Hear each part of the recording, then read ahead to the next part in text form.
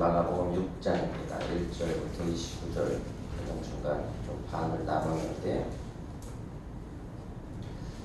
예수님이 이 땅에 오셔서 오늘 우리에게 주시고자 하셨던 것, 마가복음 1장 1절 한번 찾아보실까요? 마가복음 1장 1절, 하나님의 아들 예수 그리스도의 복음의 시작이라. 네, 마가복음은 지금 계속 예수 그리스도 복음, 예수님의 복음이라는 거예요. 오늘 우리는 다른 복음을 이렇게 많이 이야기하는 경우들이 참 많아요. 제가 몇 주 전까지 항상 이렇게 이제 유튜브에 올라오는 목사님들 설교를 이렇게 들어보면 또 이렇게 그게 떠요. 이렇게 유명한 목사님들 얼굴이 뜨고, 그리고 거기에다 이제 누가 막 노란색으로 빨간색으로 요란스럽게 제목을 달아서 좀 충격적이게 이렇게 좀, 아마 누가 이걸 만들어서 일부러 편집을 하는 것 같아요. 전체를 다 들어야지 그 내용의 핵심을 알겠지만, 뭐 한 조각조각 한 5분, 10분 이렇게 요약해서 이제 그걸 올려놓은 걸 들어보면 뭔 소린가? 아마 이제 그 편집한 사람의 이제 잘못일 수도 있을 것 같아요. 이걸 지금 말이라고 인권을 하고 있나? 그래도 이만큼 뭐 목회 연조도 있고 그런 분들이 또 많은 사람들이 그렇게 좋아하고 따른다고 그러는데, 거기 좋아요 이렇게 많이 눌러요.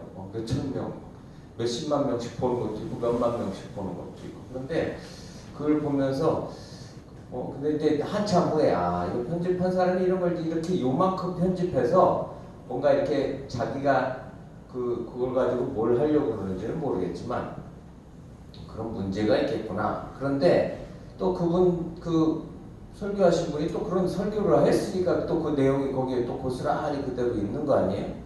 앞뒤 잘라서 무슨 얘기를 했는지는 잘 모르겠지만, 근데 들어보면 그 속에도 뭔가 그냥 자기 논리, 자기 철학, 아니면 그냥 너스레 떠는 이야기, 이런 이야기들이 그 속에 이제 들어있는 거예요.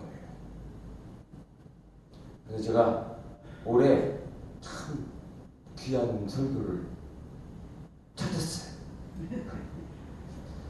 지난 한 3주 동안 한 달여간에 한 100편을 제가 들은 것 같아요. 그분의 설교를, 한 목사님의 설교를. 시작부터 끝까지 변함이 없더라고요. 더스레도 없고 중간에 무슨 게 없어요.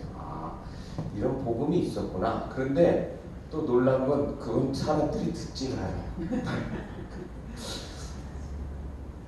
한 몇백 명? 많이 들은 몇백 명, 진짜 많이 들은 몇천 명.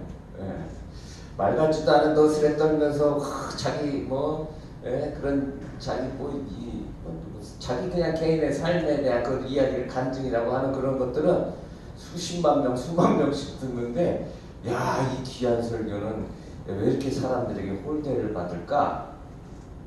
제가 오늘 이 말씀 준비하면서 은혜를 받았어요.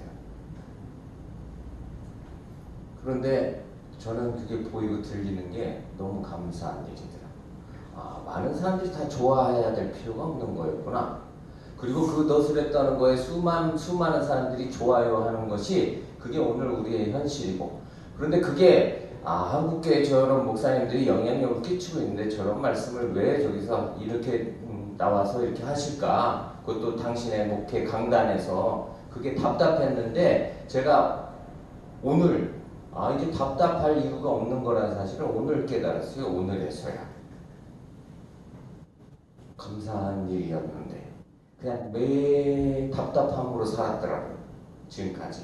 이제 오늘부터는 저는 답답할 일이 없을 것이고, 그게 하나님의 오늘 이 마가복음 6장 속에서 깨닫게 하시고 저에게 주신 은혜인 것 같아요.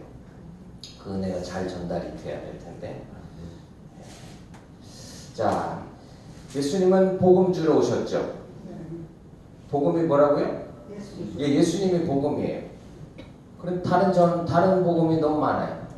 예수 믿으면 건강해져요, 물질 축복받아요. 틀린 말이 아니에요. 그거 틀린 건 아닌데, 그러면 다 건강하고 다 물질 축복받느냐? 또 그건 또 아닌 거죠. 맞는 말도 아니에요. 그게 틀린 말이 아니지만 맞는 말도 아니라고요. 예수 믿으면 뭔가 다 잘 돼요. 문제가 해결돼요. 맞기도 한데 맞지 않기도 하다고요. 매일 거기서 왔다 갔다 하면서 헷갈리고 그리고 신앙생활하는 게 대부분의 한국교회 성도들이라고요. 내 믿음이 약해서 그런가? 내가 열심히 부족해서 그런가? 뭐 그거로밖에는 자책할 다른 방법이 없죠. 내가 더 열심히 내지 않아서 그러는구나. 그래서 하나님이 나를 이렇게 고생시키고 훈련시키시는구나 라고 밖에는 못하는, 아니면 예수를 그만 믿는 걸 때려쳐버리든지, 계속 믿을 건데 뭐 잘 되는 일은 별로 없는 것 같고, 어쩌다 한번 잘 될 때가 있고, 그리고 그 외에는 그냥 매일 삶이 그냥 똑같이 지지고 볶고 사는 삶이란 말이에요. 그런데 그게 뭐가 문제일까요?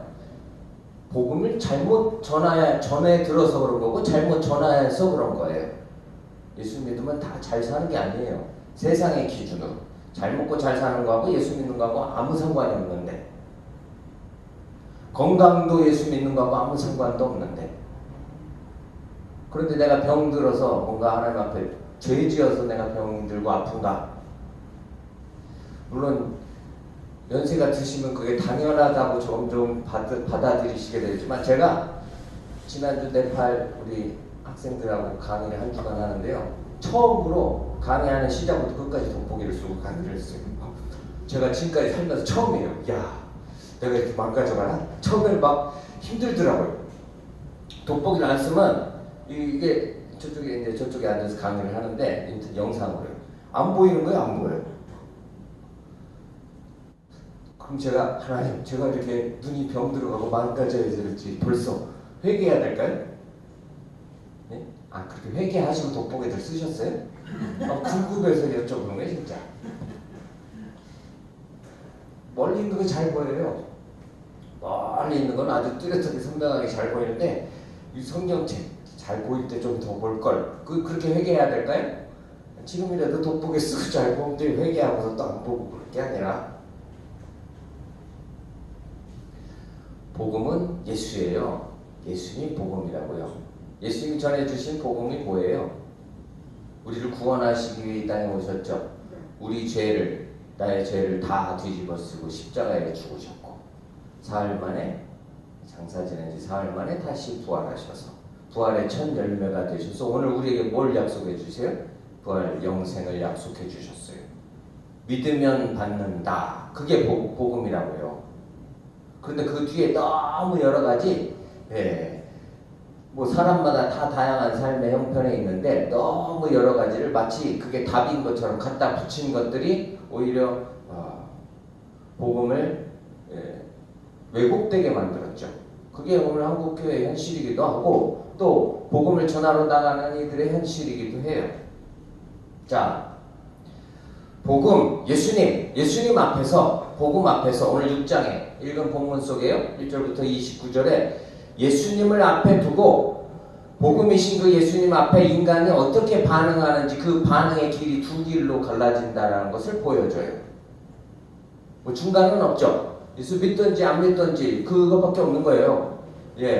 좀 시원찮게 믿어도 믿는 거지만, 예수를 믿냐 안 믿냐, 복음 앞에서 예수를 받아들였느냐 그렇지 않느냐의 그 두 길이 보여지는데, 자, 예수님은 2절 보세요. 2절에 안식일이 되어 회당에서 가르치시니, 뭘 가르치셨을까요? 예수님이 가르치신 건 뭘까요? 예수님이 전하신 건 뭘까요? 복음이에요. 자, 가르치시니 많은 사람들이 듣고 어떻게 했어요? 놀랐어요. 놀라운 복음을 선포하세요. 누구에게는 다 그 복음은 놀라운 소식이었어요. 그렇죠? 기쁨의 놀라운 소식인데 다 듣는데, 오늘 이 성경에는 받아들이든 받아들이지 않든 다 들은 자들이에요. 못 들은 사람은 없어요. 다 들었다고요. 그 놀라운 기쁨의 소식을 듣고 반응이 어떻게 갈라지는지, 나눠지는지에 대한 내용이에요. 자, 첫 번째는 예수님을 배척하는 사람들의 이야기가 제일 먼저 나오죠. 물론 이제 1절에는 예수께서 거기를 떠나서 고향으로 가시니, 그렇죠? 나사렛 고향으로 가세요. 태어나신 곳은 베들레헴이지만 유다 남쪽, 사신 곳은 북쪽 갈릴리 나사렛에 사셨죠. 그 고향으로 가셨어요? 제자들도 따라가죠? 사실 이 마가복음 6장은 계속 예수님이 제자들을 훈련시키시는 거예요. 부르신 나를 따르라 하신 그 제자들을 훈련시키는 과정의 이야기를 하고 있어요. 기적도 이적 다 거기 나타난 모든 일들 속에서 누구를 훈련시키냐면 우리 예수님을 믿고 따르는 사람들을 지금 훈련시키는 과정을 보여주고 있어요. 자, 그런데 어쨌든 예수님 앞에서 인생이 두 길을 갈려지는 게 오늘 본문에 나타난다고요. 자, 먼저 예수님이 고향에 가셨죠? 그래서 거기서 가르치셨어요. 복음을 전하셨어요. 많은 사람들이 듣고 놀랐어요. 그런데 그들의 반응은 어때요? 2절 한번 다시 보세요. 이 사람이 어디서 이런 것을 얻었느냐? 이 사람이 받은 지혜와 그 손으로 이루어지는 이런 권능이 어찌 됨이냐? 도대체 이거 뭐냐? 어디서 왔냐 이런 게? 있던 게 아니죠. 다른 데도 어디서 본 것이 아니란 말이에요. 어디서 예수님을 봤겠어요? 이제 오셨는데. 그렇죠? 이전에는 몰랐다고요.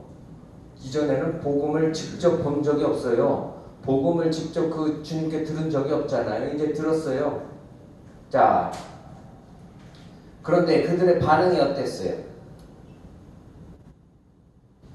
이 3절을 보세요. 이 사람이 마리아의 아들 목수가 아니냐. 아마 예수님이 요셉이 이제 목수였었고, 그리고 보통 이 유대 사회에서는 자기 아버지가 하는 그 직업을 그대로 대부분 물려받아서 그 일을 해요. 예수님이 지금 공생에 복음 전하시는 이 사역을 본격적으로 시작하시기 전까지는 뭘 하신 거예요? 목수로 사신 거죠. 30세쯤이었으니까 그 전까지 목수로 사신 거라고요. 누가 그걸 알아요?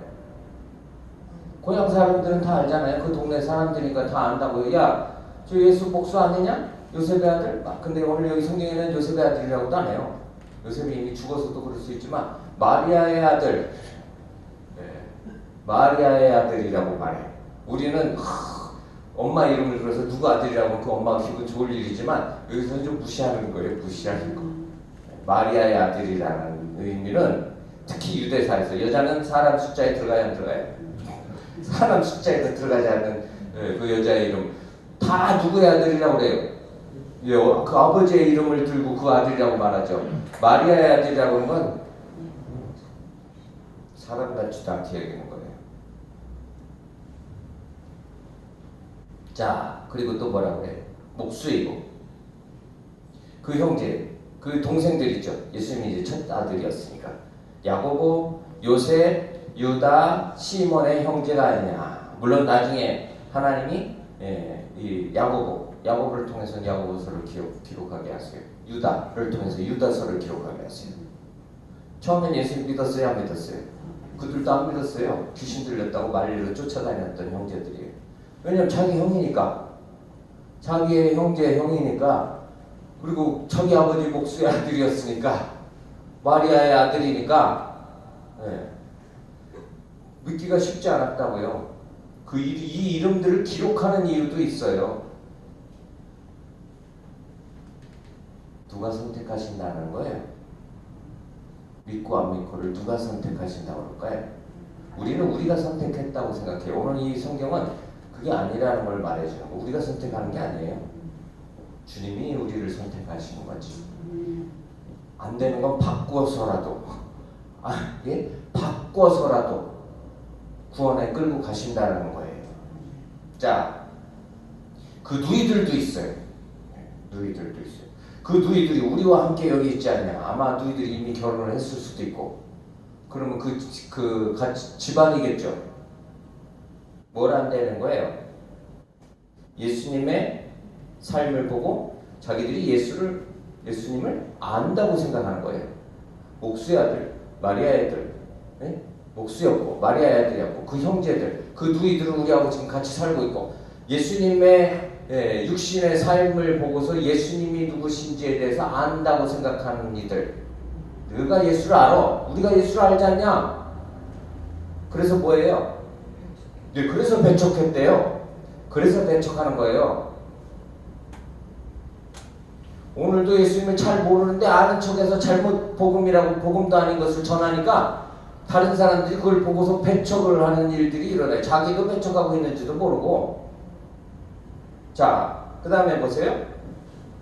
예수님의 반응은 어땠대요? 예수님의 반응이 어때요?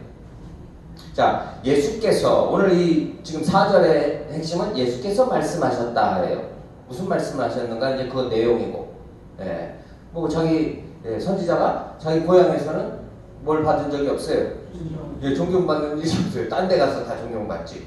그건 이미 역사 속에 있었던 이야기에 대해서 하시는 것이고. 자, 그리고 5절에 예수께서 거기서 행하실 수 없었다.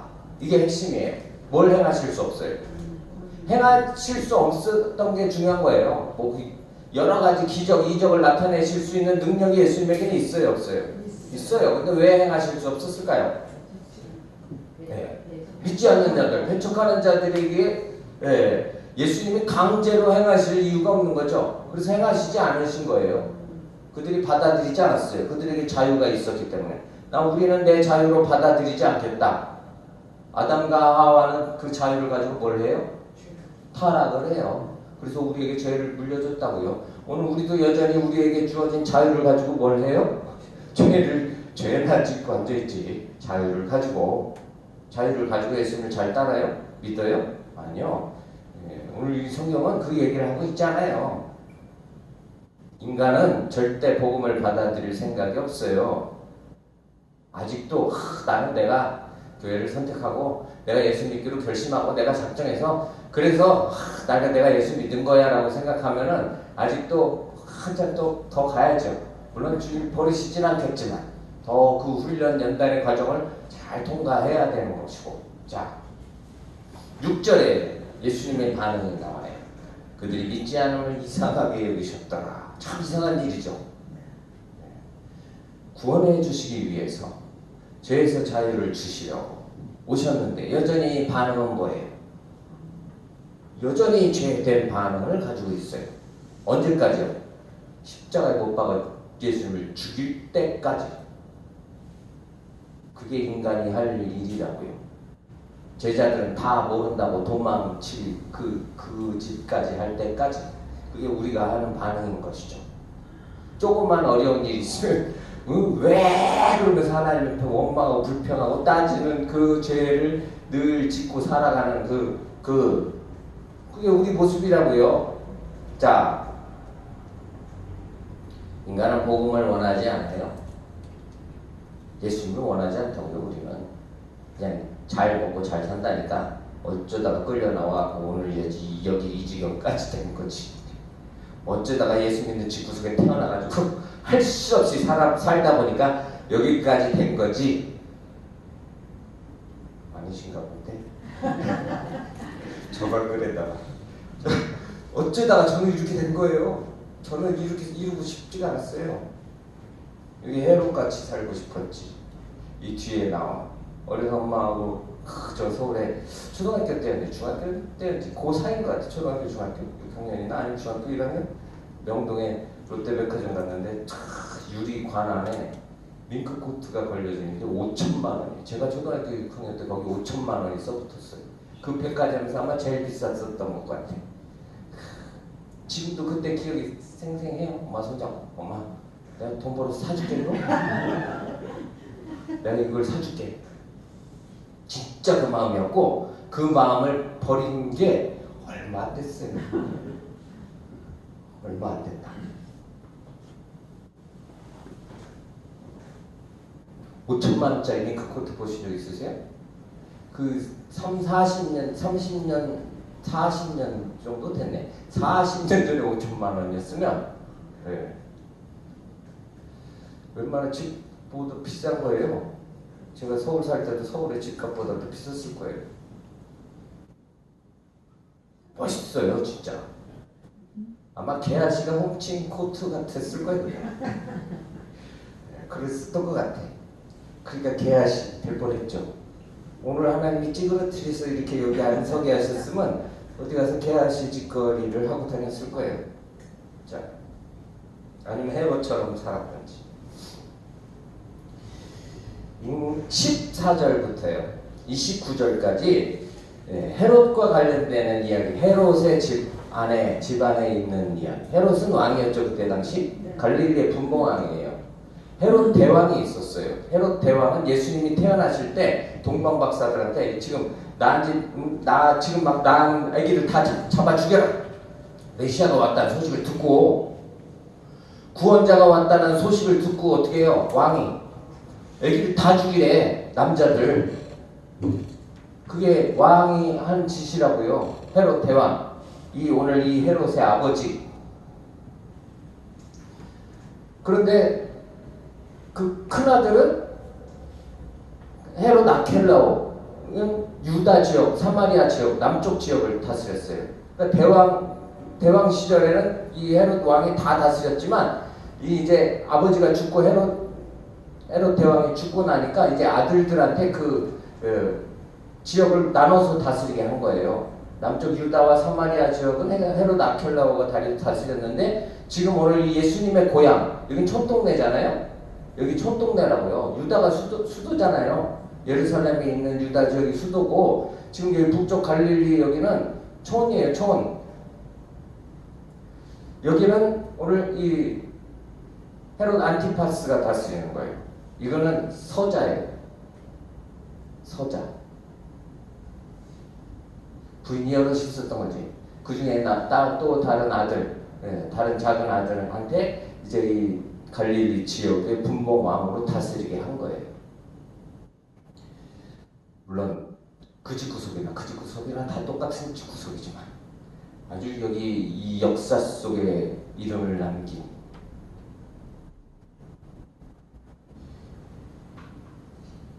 본디오 빌라도에 의해서 십자가에 못 박혀 죽으시고, 그렇죠. 와 비슷한 인생이 오늘 이 본문 안에 나오는 거예요. 역사 속에 영원히 사람들의 입에 기억되고 고백될 복음을 대적한 대왕이나 그 아들들이나 다. 자, 어떻게 하는지 보세요. 그 앞에 이제 헤롯이 예수님에 대한 소식을 들었어요. 어떻게 들었냐면, 제자들이 이제 제자들을 보내서 전도하라고 그러니까 막 제자들이 가는 곳마다 여러 이적이 나타났죠. 핵심은 복음이어야 되는데 관심은 어디 있어요? 기적, 이적. 이걸 듣고서 궁금한 거예요. 그래서 관심을 갖고 이제 물어보니까 엘리야라고도 하고 선지자 중에 하나라고도 하니까 무슨 생각이 떠오른 거예요? 자기가 죽인 요한 생각이 떠오르는, 세례 요한 생각이 떠오른 거예요. 자기가 죽였어요. 세례 요한을. 왜 죽였는지에 대한 내용이 나오죠. 그 뒤에. 자, 16절. 헤롯이 듣고 이르되 내가 못 뺀 요한 그가 살아났다 하더라. 예수님이지 무슨 요한이 살아나. 무슨 선지자가 살아나고 엘리야가 뭐 다시 오고. 예수님인데, 복음이 왔는데 뭐 눈이 어두운 인생들한테 이르는 거예요. 예? 귀가 잘 안 들리든지. 영적인 눈이 말하는 거예요. 예? 요즘은 돋보기 쓰니까 영화는 더 잘 열리는 것 같아. 돋보기를 쓰고부터 더 안 보이는 게 더 잘 보여요. 17절 보세요. 전에 헤롯이 자기 동생 빌립의 아내 헤로디아에게 장가든 고로. 자, 헤롯이 자기의 또 다른 이복 동생 빌립의 아내로 있었던 헤로디아인데, 헤로디아는 또 누구냐면 헤롯한테는, 지금 이 왕한테는 조카예요. 조카. 자기 조카가 자기 동생하고 또 이미 결혼을 했어. 그런데 그 조카가 마음에 들어. 그러니까 어떻게 해요? 자기가 왕이라고, 예? 이혼시키고 뺏어서 자기 아내를 지금 사는 거예요. 자, 그 일을 이야기하는 거예요. 아주 콩가루 집안이죠. 원래 권세를 가지면 그 집안은 콩가루 집안인데요. 물질을 많이 가져도 그 집안은 콩가루 집안이 되고, 우리나라 실제 역사 속에도 항상 그래왔잖아요. 그러니까 적당히 그냥 사는 게 콩가루 안 되는 짓이에요. 돈 있으면 가서 무슨 짓 하겠어요. 대한민국의 유명한 회장님들 집안에 다 그런 자식들 없는 집안이 하나도 없던데, 제가 그냥 소문으로만 들은 것도. 또 그것도 알려주는 누가 한참 전에 저희들에도 왔었어요. 자기가 그 배다른 자식들하고 하고 같이 공부하면서 잘하면서 거기 같이 얻어먹고 살고 그것도 붙어서 얻어먹고 사는 사람도 있고 직접 만나서 들은 거니까. 자, 요한을 잡아서 이제 옥에 가둬놨죠. 그 일 때문에. 요한이 그게 잘못이라고 말하니까 그렇게 하면 안 된다. 그렇죠. 그렇게 하면 안 되는 거죠. 아니 뭐 결혼을 안 하고 있었으면 모르지만 결혼하고 있는데 그걸 또 뺏으려고 굳이 뺏어가지고 또 아내로 삼고 그랬더니 19절 보세요. 오늘 이 핵심은 19절이에요. 이 원문에 이 헤로디아가 원수로 여겨 죽이고자 하는데 하지 못했다. 이게 이 사건의 핵심이라고요. 헤로디아가 누구예요? 지금은 이제 왕의 부인이 된 거죠. 예. 왕의 동생의 부인이었지만 지금은 왕의 부인이 됐어요. 그런데 뭐 때문에요? 요한이 그게 잘못이라고 죄라고 말하는 것 때문에 지금 뭐 하라고 그랬어요? 원수로 여겼다라는 거예요. 요한은 누구예요? 예, 뭐 구약의 마지막 신약의 시작을 열었지만 구약의 마지막 선지자죠. 하나님이 보내신 마지막 선지자예요. 선지자는 제가 이번에 이 네팔 학생들하고 강의하면서 이게 제일 힘들더라고요. 지금 선지자가 없고 사도가 없다라는 걸 설명하는데 지금 선지자라 사도라고 말을 하고 뭐 자기가 그 사역이라고 해야 되는지 뭐 그런 짓거리들을 하는 사람들은 다 조심해야 된다. 근데 이게 전달하는데 이게 잘 안 되는 거예요.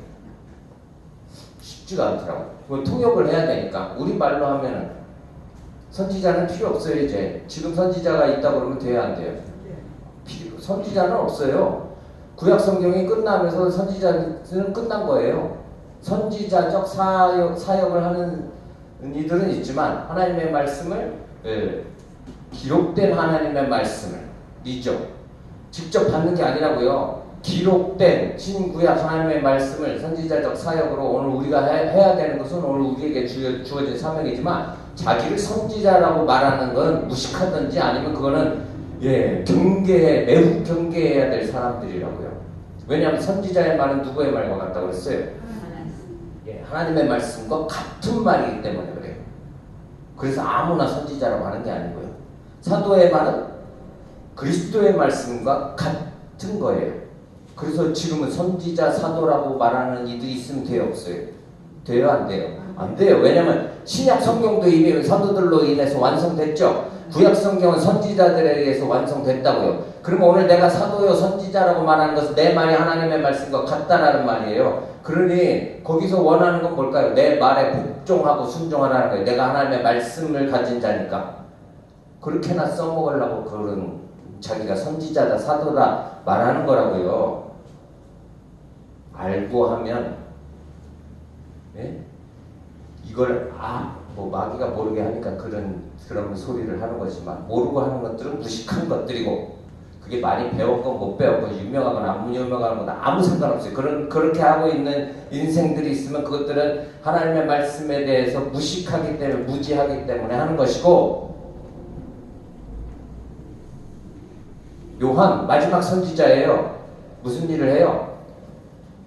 구원자의 오심을 미리 앞서 보냄을 받아서 미리 보냄을 받아서 준비하는 일을 하죠. 요한은 뭘 전했어요?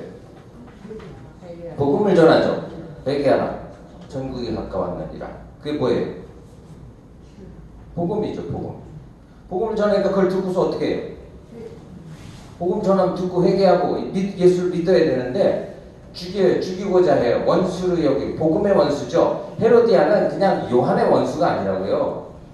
요한이 선지자라는 말은 헤로디아는 하나님의 원수, 하나님하고 지금 자기가 원수 관계가 되겠다라고 자기가 결심한 거죠. 자기가 작심한 거예요. 하나님의 선지자와 원수가 되겠다라고 하는 것은 하나님하고 원수 되겠다고 하는 거죠.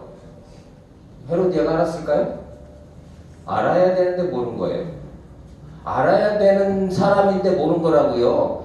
헤롯은 지금 자기가 무슨 짓을 하는지도 모르고 그냥 하는 거예요. 헤롯이 헤로디아에게 말려가지고 아담이 하와한테 말려서 같이 죄를 뒤집어 쓴 것처럼 그렇죠? 아니 그 역사적 사실이잖아요. 하와가 먼저 따서 먹고 가지고 유혹에 넘어가서 갖고 와서 줬으니까 그렇다고 뭐 더 저기 그래서 유대 사회에서 여자를 무시했나? 자, 21절 보세요. 헤로디아가 어떤 마음을 먹었는지는 이제 아셨죠? 네. 하나님과 원수되는 관계, 복음을 배척하는 자리에 21절 마침 기회가 좋은 날이 왔으니 무슨 날이에요? 기회 좋은 날. 기회 좋은 날은 요한이 죽일 수 있는 날인 거예요. 누구에게? 헤로디아에게. 요한을 이제 죽일 수 있는, 하나님을 죽일 수 있는. 그리고 예수님은 그렇게 죽으셨고, 요한만 죽은 게 아니에요. 예수님도 죽음 당하시기 좋은 날에 죽으셨잖아요. 우리 죄를 다 뒤집어 쓰시고 요한만 죽고 끝났으면 성경이 아니죠. 예수님이 죽으셨어요. 우리는 성금요일이라고 그러는데 성금요일이 아니라 주님이 죽으시기 좋은 날, 하나님이 정하신 그 날에 십자가에 달려서 죽으신 거예요. 우리를 구원하시기 위해 십자가 지시기 좋은 날. 그런데 그들한테는 어떤 날이었어요? 자기들의 계획을 성취하기 좋은 날이죠. 이게 인간의 모습이라고요. 인간이 가지고 있는. 헤롯이 자기 생일이에요. 대신들, 전부장들, 갈릴리 귀인들 다 불러서 잔치에 뭐 하려고? 자기 생일이니까 자기 기쁘고 자기 영광 받으려고. 헤로디아의 딸이 친히 딸이 들어왔다. 그리고 헤롯을 기쁘게 했다. 춤을 추어서 어떤 춤을 춰서 기쁘게 했는지 모르겠지만 하여튼 헤롯이 그날 얼마나 기뻤는지, 뭐라 그래요? 얼마나 기뻤는지 왕이 이르되 맹세까지 하면서 내 나라의 절반까지도 내게 주겠다. 뭐든지 원하는 건 다 구해라. 미련한 왕이 자기가 무슨 짓을 하게 될지도 모르고. 근데 이게 인간의 마음이더라고요. 아유, 내가 사장 돼서 우리 엄마한테 5천만 원짜리 핑크코트를 사줘야겠다. 제가 헤롯의 오늘 이 이야기를 듣는데 그게 제가 어려서 이미 벌써 초등학교, 중학교 때부터 가졌던 마음이더라고요. 제가 뭐 이렇게 사악하고 그러지 않았을 텐데 그때는.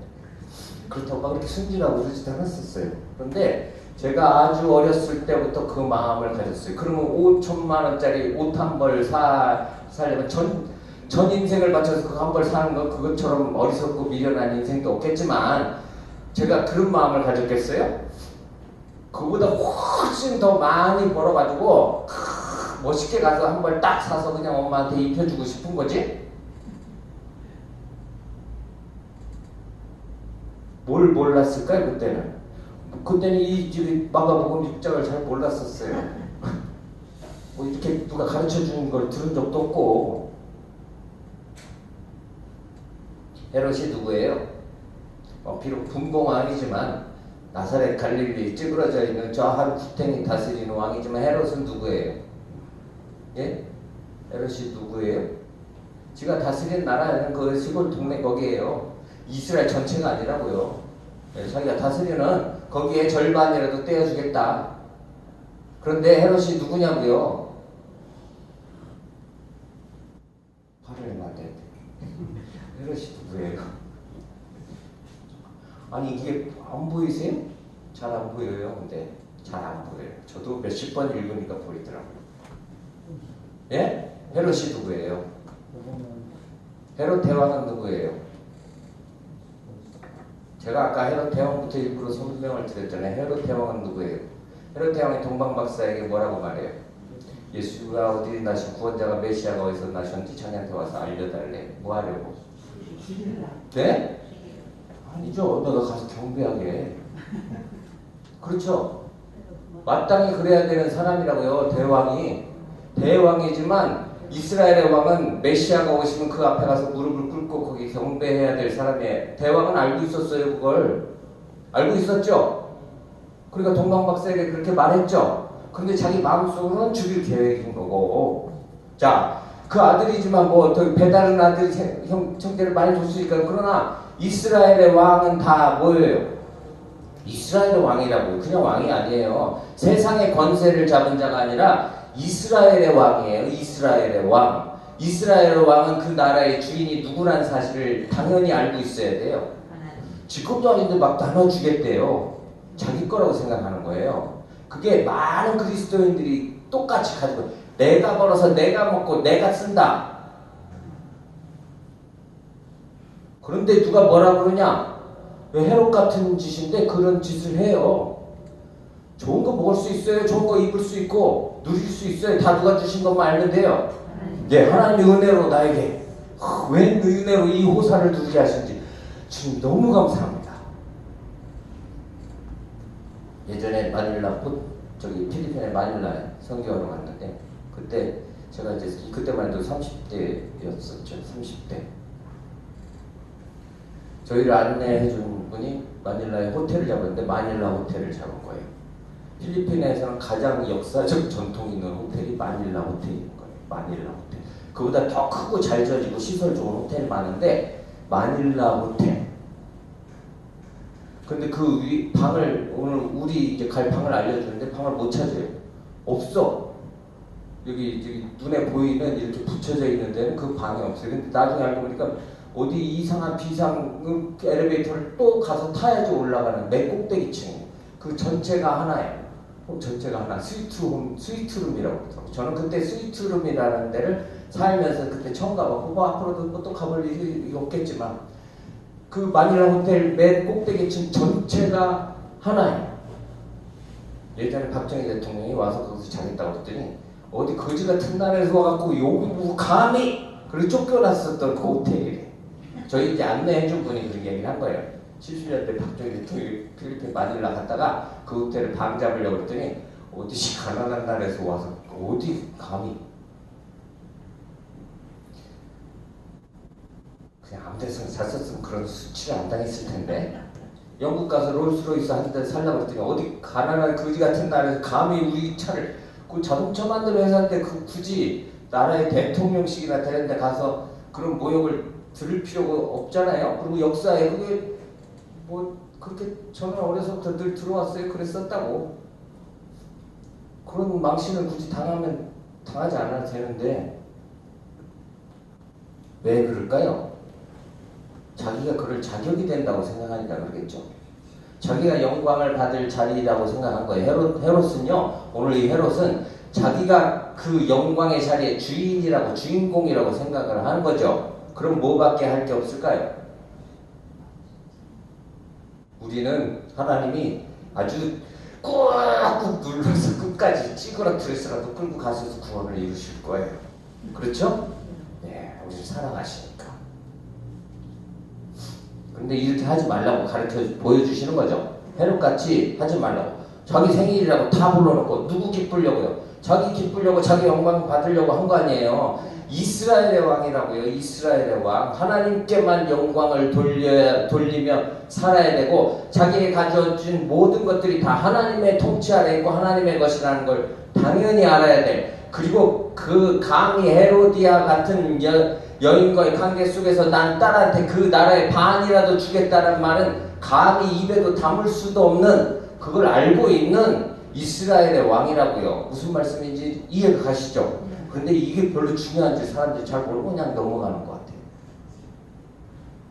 왜냐하면 교회도 다 이 짓거리 하고 있거든요. 그리스도인들도 다 이루고 있어요.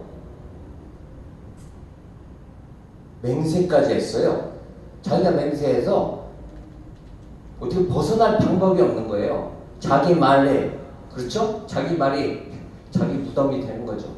역사 속에 오늘도 앞으로 역사가 세상이 존재하는 한 계속 기억돼. 누구의 목을 자른 자.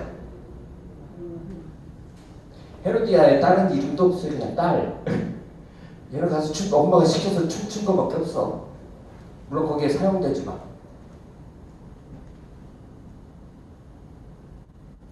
자, 뭐 주고 싶었어요? 이게 중요해요. 헤롯이 원하는 것은 자기 영광, 자기 기쁨이었어요. 그래서 자기의 기쁨을 충만시킨 그 딸에게 뭘 주겠다고 말해요? 헤롯이 자기가 주고자 원했던 것은 뭐예요? 이 나라의 절반이라도 떼어서 주겠다. 땅을 주겠다. 재물을 주겠다.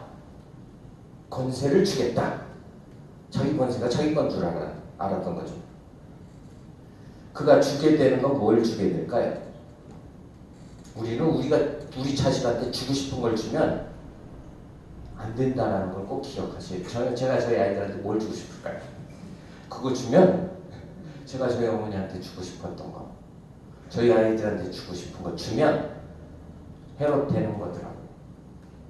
못 주게 하시니까 그나마 감사하고 뭐라도 한 푼이라도 생기면 주겠죠. 필요한 건 줘야죠. 그렇다고 또 필요한 것도 안 주고 그런 인생으로 살면 안 되는 것이고, 필요한 건 줘야 돼요. 그걸 잘 구분하세요. 많이 줘도 필요한 게 있어요. 조금 줘도 필요하지 않은 게 있다고요. 그건 하나님이 지혜를 주셔야지 오늘 우리가 분별할 수 있겠죠. 큰 걸 줘도 필요한 게 있어요. 작은 걸 줘도 필요하지 않은 거, 죄질 걸 주는 게 있다고요. 많이 주는 것만 다 필요 없는 게 아니에요. 많이 주는 큰 걸 준다고 해서. 자, 자기가 줄 수 있는 게 아닌 걸, 자기 것도 아닌 것을 주겠다고 약속한 것 때문에 뭐 해요? 뭘 줘요? 뭘 주게 돼요? 25절 보세요. 그가 곧 왕에게 급히 들어가 구하여 이르되 세례 요한의 머리를 소관에 얹어서 내게 주기를 원하옵나이다. 설마 이런 걸 달라고 그러지 꿈에도 생각을 못 해봤겠죠. 아이 기분 좋은데 와서 춤춰서 그 딸이 춤추는 걸 보고 자기가 다 이룬 거죠. 다 이뤘어. 동생의 아내도 뺏어서 자기 아내로 삼았지. 이스라엘의 왕으로 어찌됐건 서자로 태어났지만 그래도 한 자리 차지하고 왕으로 권세도 누리고 있지. 그냥 다 가진 거 갖고 오늘 생일날 기분 좋아서 잔치하는데 또 더 기분 좋게 해주는데 내가 다 이뤘다. 목적을 달성한 거잖아요. 그 딸이 와서 이제 춤추는 걸 보고 뭐래요? 기분이 좋아서 뭐 주겠다. 설마 세례요한의 목을 잘라달라고 그러지 어떻게 알았겠어요? 뭘 달래요? 세례요한의 머리를 잘라, 목을 잘라 소관에 얹어 주소서. 왕이 심히 근심하나 자기가 맹세한 것과 그 앉은 자들로 인하여 그를 거절할 수 없는지라. 자기의 말 때문에 또 자기가 불러들인 그 사람들 때문에 자기가 한 말을 돌이킬 수 없는 거예요. 돌이켰어야 되는데 그때라도. 그렇죠. 내가 왕을 때려치우는 한이 있어도 그 일을 못한다고 했었어야 되는데 돌이키지 않아요. 왜냐하면 마귀는 우리를 돌이킬 수 없을 때까지 몰아가거든요. 그러니 구원은 주님이 우리를 구원하시지 않으면 구원받을 수 있는 길이 없는 거예요. 그게 성경이 가르치는 거예요. 제자들은 계속 어떻게 해요? 오늘 좀 잘 나가는 것 같지만 이제 계속 찌그러져요. 어디까지요? 도망가요. 숨어요. 모른다고 맹세하고 저주하고 부인하고까지 간다고요. 주님이 다시 찾아와서 붙들어 구원하여 건지시지 않으면 구원받을 수 없는 게 인생이다라는 걸 가르치는 거예요. 성경은 다 그랬어요. 아브라함 시작부터, 믿음의 시작 아브라함부터. 아브라함 거기다 가만히 놔뒀으면 아브라함이 어떻게 하나님을 알고 어떻게 믿겠어요. 그냥 거기서 불러내셨으니까. 그게 시작이라고요. 하나님의 부르심, 주님이 우리를 찾아와서 부르심. 모세도 마찬가지고 다시 불러서 일도 시키시고 사명도 맡겨주시고 그렇죠. 다시 누가 하세요? 예, 자기 열심으로 이스라엘을 구원해 보겠다고 이스라엘 이 애국 병사 쳐 죽이고 그리고 찌그러져서 거기서 산에 살다 늙어서 죽었을 인생인데 다시 불러서 그래도 일 맡겨주신 거예요. 못 들어가게 하셨다고 뭐 버리신 게 아니라. 자, 거절할 수 없죠? 거절할 수 없어. 27절 왕이 곧 시병 하나를 보내어 요한의 머리를 가져오라 명하니 그 사람이 나가서 요한의 목을 베어 이제 요한을 죽였어요. 그 머리를 소반에 얹어다가 소녀에게 주니 소녀가 이것을 그 어머니에게 주니라. 누가 한 거예요? 물론 병사한테 시켜서 했지만 본디오 빌라도도 마찬가지죠. 자기가 뭐 십자가에 못 박은 거 아니지만 그런데 똑같은 일을 하고 있는 거예요. 무엇 때문에요? 복음의 무지함 때문에. 복음의 무지함이에요. 오늘도 우리도 복음의 무지함이에요. 복음이 뭐라 그랬어요? 예수님이 우리를 위해서 하신 일이에요. 기적 아니라고요. 기적은 그냥 예수님을 믿도록 하기 위해서 보여주는 그냥 수단인 것이 그게 목적이 아니에요. 근데 우리는 목적이 기적, 병고침, 뭐 하여튼 성공 이런 게 목적이란 문제지. 성공했죠? 헤롯? 성공했어요? 그 정도면 성공하지. 세상에서 그래도 갈릴리 지역의 왕인데 이렇게 추락할 줄이야. 자, 주고자 하는 걸 줄 수 없어요. 우리가 주고자 하는 것, 내가 주고 싶은 것, 주님이 원하시는 것이어야 되겠죠. 주님이 원하시는 것이어야 돼요. 자, 그리고 이제 예수님을 따른 사람들, 제자들이었죠. 대표적으로 오늘 이 6장은 계속 이 뒤에 나타나는 이적들도 마찬가지로 제자들을 부르신 이유와 훈련시키시는 과정에 대해서 보여주고 있어요. 자, 제자들인데 1절에 제자들이 예수님을 따라서 이제 가죠. 예수님 데리고 가시니까 따라가는 거예요. 우리도 뭐 내가 따랐어 이런 건 아직 모를 때 철없을 때 그런 거고. 자, 7절에 보세요. 12제자를 부르사 둘씩 보내어 더러운 귀신을 제하는 권능을 주시고. 자, 부르시고 보내시고 주셨다. 이게 이 7절의 가장 핵심적인 단어예요. 예수님이 부르셨다는 것, 그리고 예수님이 보내신다는 것, 그리고 예수님이 그것을 주셨다는 것. 이게 예수님을 따르는 사람들에게 주어진 가장 중요한 핵심이라고. 우리를 누가 부르셨어요? 우리는 내가 알아서 나온 게 아니에요. 예수님이 나를 부르신 거예요. 누구 뭐 전도자를 통해서든 아니면 어떤 계기를 통해서든 무엇을 통해서든지 주님이 우리를 부르신 거라고요. 환경이든 사람이든 무엇을 통해서든지 예수님이 우리를 부르셨어요. 그리고 부르시는 우리를 어떻게 하세요? 네, 예수님이 보냈어요. 보내신데 그냥 보내시지 않으세요. 뭘 주세요? 권능을 주세요. 권능을 주세요. 능력을 주세요. 능력도 내가 노력해서 만드는 게 아니라는 거예요. 우리 능력은 내가 노력해서 만드는 게 아니에요. 자, 그런데 그 능력이 나타나기 위해서 해야 되는 게 있죠. 능력을 경험하기 위해서 뭘 해야 돼요? 말씀에 순종하셔야 돼요. 보내시는 사실 그 말씀에 순종해야지 그 능력을 경험하게 되는 거죠. 그런데 오늘 우리는 그 능력을 경험하고 싶은 생각은 있는데 그런 순종은 하지가 않아요. 그래서 그 능력을 경험을 못하는 거예요. 여행을 위해서, 여행은 뭘까요? 전도 여행이겠죠. 복음을 전하는 여행을 위해서 지팡이 외에는 양식이나 배낭이나 전대 돌이나 아무것도 가지지 말며.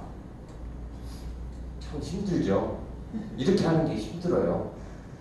제가 네팔에 강의를 하는데 이 친구들한테 뭘 좀 주면 뭐가 필요할까? 우리 교회가 뭔가를 좀 줄 수 있으면 좋겠는데 40도예요 거기. 제가 첫날 여기 에어컨 틀고 더워가지고 첫날 에어컨 틀고 하다가 그 40도 소리 듣고 그 다음부터 에어컨 끄고 마지막 날까지는 에어컨 안 틀고 선풍기도 잠깐 틀었다가 강의할 때 끄고 40도 아니 막 까무러치는 거예요. 거기서 영상으로 듣고 있는 얼굴들 보면 이렇게 졸린가? 근데 40도라는 말을 듣고 나니까 우리 만약에 여기 40도면은 여기 모여야 될까요? 말아야 될까요? 이 안에 40도라고요. 영하 10도, 영상 40도. 예? 야, 이 교회 계속 다녀야 되나? 그만 다녀야 될까? 아니면 딴 데를 알아봐야 될까?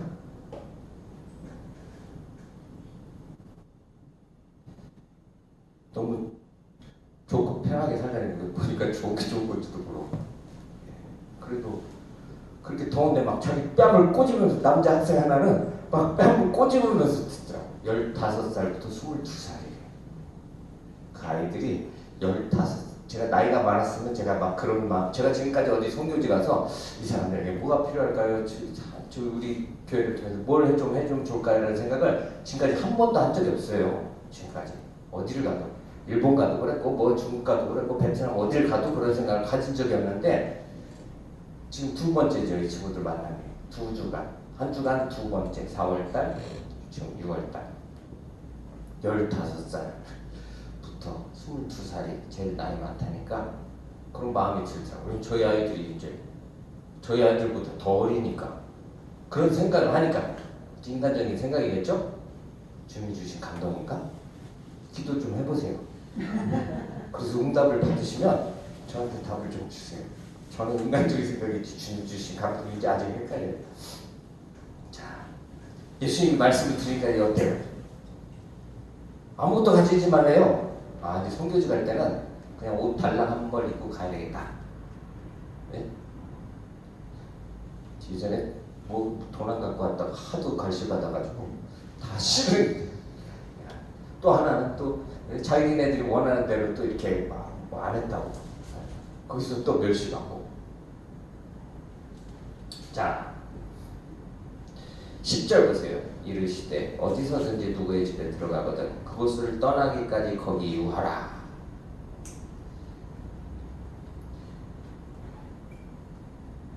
어느 곳에서든지 너희를 영접하지 아니하고, 너희를 영접하지 않는다는 건 뭐예요? 예? 12제자니까 누구예요? 오늘 지금 여기 성경에 12제자라고 말하고 있죠. 12제자는 누구예요? 사도만 12제자는 사도예요. 그러면 이 12제자들을 통해서 전하게 하신 말은 누구의 말하고 똑같은 거예요? 예수님의 말하고 똑같은 거예요. 자, 내가 이렇게 하라고 그랬다. 이렇게 해라. 아무것도 가지지 말고 가고 또 뭘 전하라고도 말씀하셨겠죠. 어떻게 전해야 될지까지 다 가르쳐 주셨겠죠. 시키는 대로 이제 가서 하는 거죠. 그런데 갔는데 거기서 영접하지 않으면 어떻게 되는 거예요? 너희를 영접하지 않으면 누구를 영접하지 않는 게 되는 거예요? 예수님을 영접하지 않는 거라고요. 그 사람들은 제자들을 보고 그 꼬라지를 보고서 야 이거 거지들이야 뭐야 이렇게 생각했을지 어떨지 모르지만 그 사람들이 영접하지 않은 건 누군 거예요? 똑같아요. 이 나사렛 사람들이 예수를 보고 저 목수 아들 아니야 저거 마리아 아들 아니야. 그리고 또 우리 뭐예요? 우리 누이의 그 오빠 아니냐? 그렇게 보이는 거죠. 예. 예수님하고 똑같이 하라는 거예요. 예수님이 하신 것처럼. 그러면 배척하는 자들이 있겠죠. 그들에게는 어떻게 해요? 이방인처럼 여기에요. 먼지를 털어버리라는 것은 제가 베트남 갔다 나오면서 먼지를 팍팍 털고 나오려다가 그때 잊어버리고 들다 왔어. 다음에 또 그런 일을 당하면 좀 팍팍 털어주고 나와야지.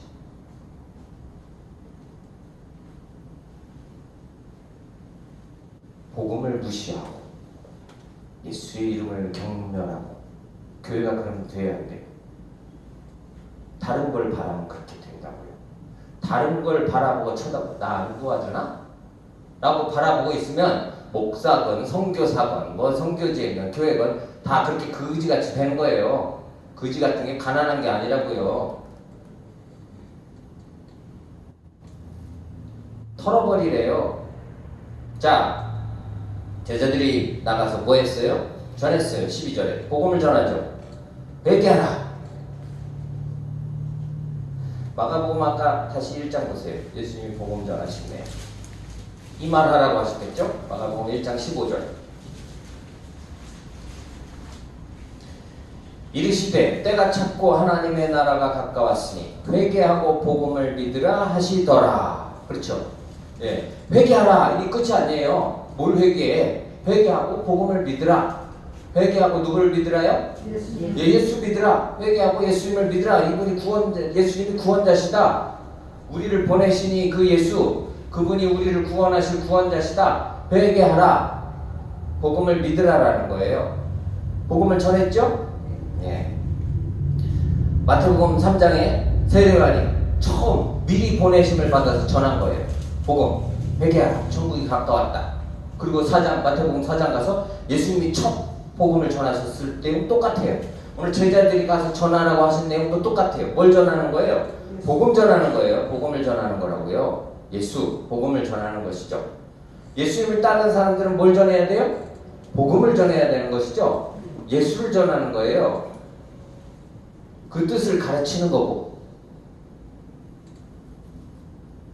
자, 제자들의 사명이 잘 성취됐어요. 그 뒤에 13절에 귀신도 쫓고 병자도 고치고 이런 일들, 왜냐하면 권능도 주셨으니까 그런 일들이 나타나는 것이죠. 예, 그런 일들을 경험하게 됐어요.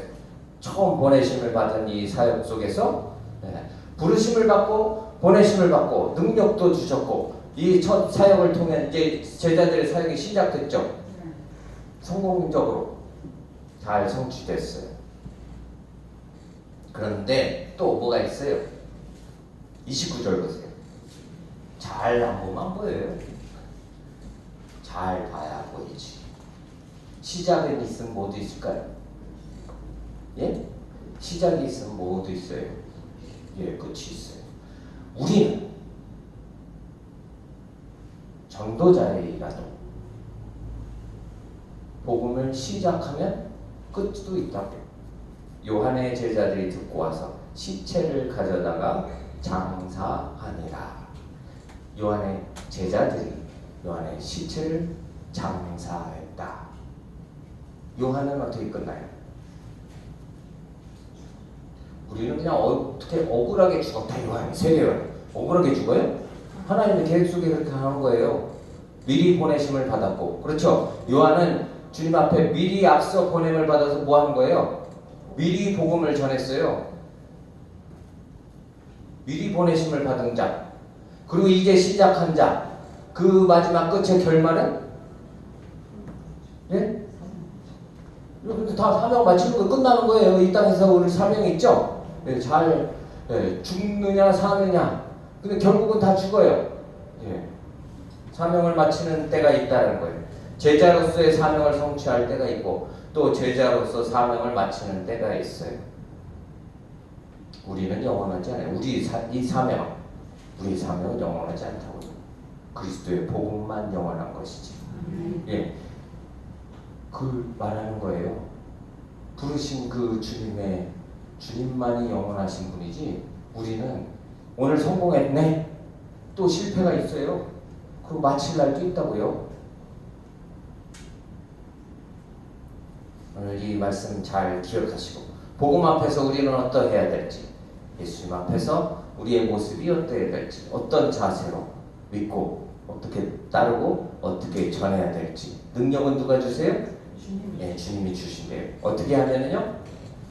시키는 대로 하면, 하고 싶은 대로가 아니라, 원하는 대로가 아니라, 내 꿈, 내 야망으로가 아니라 시키는 대로만 하면 제가 오늘 내 인생의 방황은 오늘 끝이다. 저는 제 인생의 방황은 오늘 아침에 저기 앉아서 기도하면서 끝냈어요. 제 인생의 방황이 뭐였을까요? 세순교회예요. 제 인생의 방황이 세순교회였다고요. 저는 고민할 이유가 없었어요. 세순교회 목회에 대해서 말로. 내가 살고 싶은 대로 살면 되는데. 근데 오늘 끝났어요. 오늘 아침에.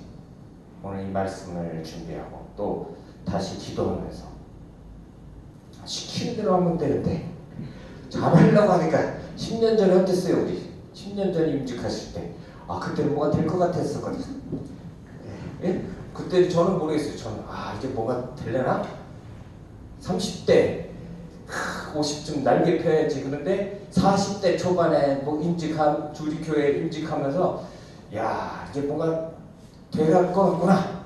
그런데 지난주에 임직하면서 하나님이 원하시는 건 뭐구나. 근데 오늘 아침에 이제 방황이 이제 끝났어요. 저는 무슨 말씀인지 잘 이해가 안 가셔도 상관은 없지만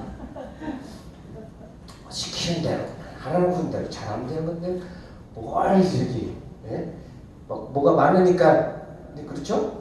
기도 제목도 많고 막 인생의 목적도 많으니까 방황이 길어지는 거더라고요.